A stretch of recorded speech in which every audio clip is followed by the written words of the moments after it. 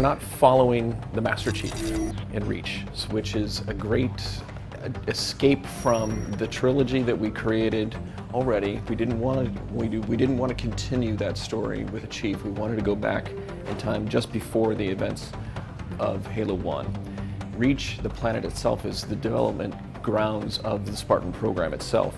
So there's tons of Spartans on this program, on this planet, and you've got this fantastic opportunity for us then with a fiction and with a story to embed yourself, boots in the mud, in the campaign of this massive battle with a group of Spartans against the Covenant when they attack Reach.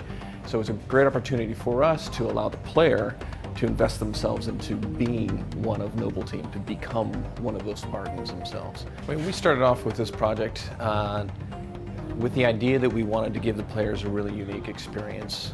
We didn't want them to, we didn't want the campaign to feel like it was a gameplay experience tailored to a story, or vice versa, a story stuffed into a campaign experience. So we literally took probably 100 ideas, put them up on a wall of what would be the best mission we could possibly think of. These are things that we'd thought of doing, over the last decade of making Halo games. And we put a number of ideas together. We boiled that down into just a handful, and then we turned that into what we thought would be an amazing player experience that gives, big high climax points in the gameplay moments, and then nice low points as well, just to give the player a breather every now and then as well. And then we tied a story, we wove it into that player and into that mission progression, and ultimately solidified both together at the same time.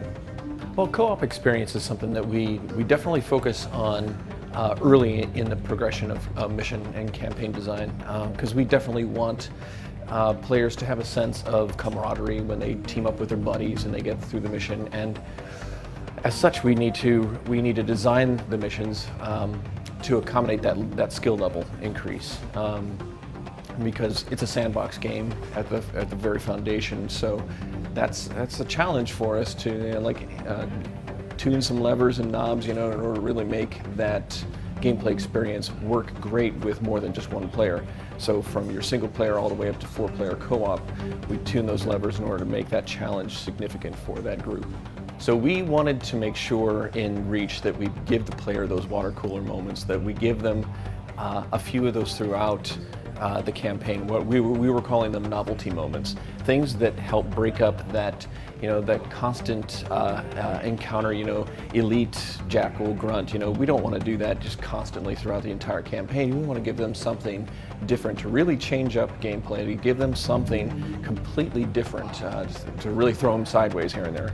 We put a ton of effort into some of these moments for a half-hour gameplay, something we've never done before in a Halo game.